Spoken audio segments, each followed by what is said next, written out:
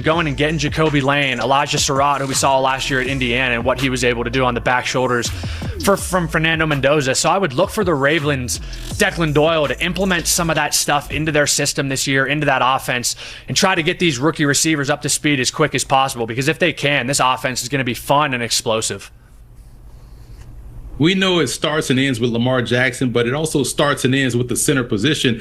And this center position is going to be fun to watch because it's a three-person battle. It's like going into the grocery store with your mind set on Fruit Loops, but you walk past fruit rings, fruit wheels, and like, man, they still a lot of Fruit Loops. And then you see that last box in the back. That last box represents Ethan Posick, who just got cleared medically, who's a center for the Browns, starting center, and instantly got signed by Baltimore. So now he joins the battle versus Danny Pinter, who played with the Colts, and Javon Gwynn, who comes over with the new coaching staff. So that's the biggest battle to watch. They wouldn't have these issues if they didn't let Tyler Linderbaum walk out the door. But now that you have created this situation, you now have created this battle, this three-way battle. But I look for Ethan Posick to win this job because he is the better player. If he proves to be healthy and ready to go, they got themselves a steal. They have to wait for it. They have to dig a little bit deeper in that shelf to pull out those Fruit Loops. You know what, Ben, I don't know if you know this, but Emery is always giving me grief about bringing up food nonstop during the show. And lo and behold, he is the one bringing it back to breakfast cereal here when talking about the AFC North position battles. Finally, I got to go fact check my cereals. I didn't know there were all these different Fruit Wheels and Fruit Loop names. So I guess you learn something new every day. I didn't either. My knowledge was not that broad on the different kinds of Fruit Loops that are out there. But alas, we've learned something. Finally, the division champs, the Steelers. It is one last hurrah for Aaron Rodgers. Gets reunited with head coach Mike McCarthy from their time in Green Bay.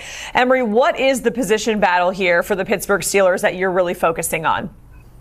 It's obviously Aaron Rodgers versus Father Time, but the real battle is Jaquan Brisker and Darnell Savage. And the reason why, it's about what you prefer. Brisker is a solid player, had a lot of solid years with Chicago. I was surprised to see him go. But Darnell Savage was a first-round pick. Started out really hot in his career with Green Bay. Then you've seen him bounce around the last couple of years. Brisker gives you stability, gives you solid play. Savage has more ball skills. If you want your safety to be more around the football bin and make a lot more plays, Savage may prove to be that guy. But if you want someone that may not give up the big play and may keep you honest defensively, Brisker could be that guy. But that's why I feel like this is the big battle to watch in Pittsburgh.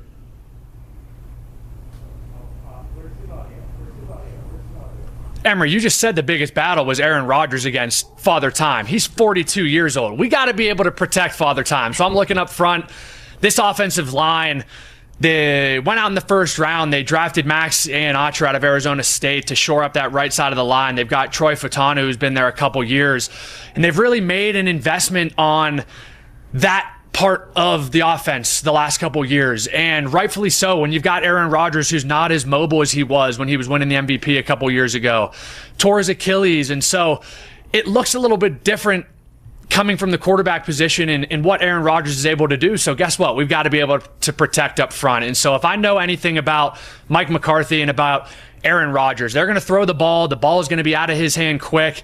Aaron's going to have a lot of control at the line of scrimmage. And so those five guys in front of Aaron have got to be clued into everything Aaron's doing, because if Aaron's making checks, doing things at the line of scrimmage, those guys have got to be able to communicate, be able to relay down the line when they're playing in these harsh environments. And so all five of those guys, let's be friends with Aaron Rodgers. Let's make this farewell tour one to remember for everybody, and let's all enjoy this thing. Yeah, let's not do like any celebratory bumps where he gets like knocked over and gets really mad like we saw last season with his tight end. Emery, Ben, we certainly appreciate it. Talking about position battles that we are keeping an eye on for the AFC North. Here is the Week 1 schedule. We got the Bengals opening up the season against the Bucs. You can watch Steelers Nation, the biggest battle in Pittsburgh may not be against the Ravens, Bengals, or Browns. It may be Aaron Rodgers against Father Time. At 42 years old, Rodgers could be entering the final chapter of his legendary career. His intelligence, arm talent, and ability to control the game before the snap remains special, but he is no longer the same mobile quarterback who could escape pressure, extend plays, and punish defenses outside the pocket. That means the Steelers' offensive line cannot simply be solid. It must become the foundation of this entire season. And that is why this AFC North discussion matters so much. Baltimore is trying to become even more explosive around Lamar Jackson. The Ravens have added size and physicality to their receiving group, potentially giving Lamar new weapons who can complement the speed already inside that offense. If those young receivers develop quickly, Baltimore could become extremely dangerous, with Derrick Henry on the ground, Lamar's mobility, play-action passes, and deep shots behind the defense. However, Baltimore also has questions at center. In the AFC North, one weakness on the offensive line can completely change a season.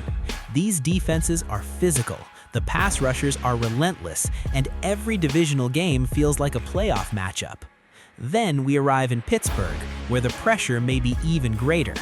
The discussion describes this season as a possible farewell tour for Rodgers.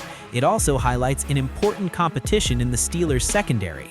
Jaquan Brisker represents stability, physicality, and dependable defensive play. Darnell Savage offers greater range, stronger ball skills, and the potential to create game-changing turnovers.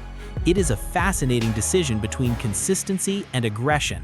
But make no mistake, Pittsburgh's season will begin with the 5 players protecting Rodgers. Mike McCarthy and Aaron Rodgers know each other extremely well.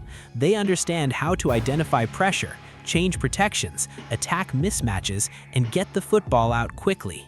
Rodgers should have significant control at the line of scrimmage, but that only works when every offensive lineman understands his adjustments. One missed assignment could destroy a drive. One unblocked defender could change the direction of the entire season. Now imagine Pittsburgh making one more massive move to reduce that pressure, finding a way to acquire Jonathan Taylor. To be clear, there is no official confirmation that Taylor is joining the Steelers. This is a hypothetical possibility. But from a football perspective, the potential fit would be difficult to ignore. Taylor is the type of running back who forces every defense to respect the handoff. He combines vision, patience, acceleration, power, and breakaway speed. He can wait for a running lane to develop, make one decisive cut, and transform an ordinary play into a touchdown. Put that ability beside Aaron Rodgers, and the entire offense changes. Defenses could no longer focus primarily on pressuring a 42-year-old quarterback. Linebackers would have to respect the running game. Safeties would move closer to the line of scrimmage. Play-action passes would become more dangerous. Throwing windows would become cleaner, and Rodgers would not be asked to carry the offense on every possession. Jonathan Taylor could also form a dangerous combination with Jaylen Warren and the other Steelers running backs. Warren brings aggression, toughness, and contact balance. Taylor would add elite acceleration and the ability to score from anywhere on the field.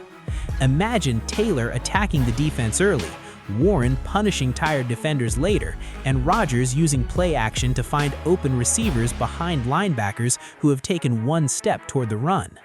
That would not simply add another star player, it would give Pittsburgh an identity designed for the AFC North: physical, patient, explosive, and capable of protecting an aging quarterback.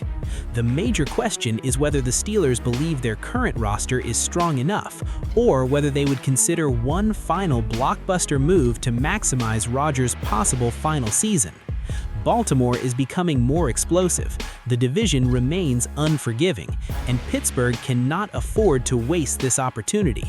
Steelers Nation, would Jonathan Taylor transform this offense into a legitimate championship contender, or would the price be too high?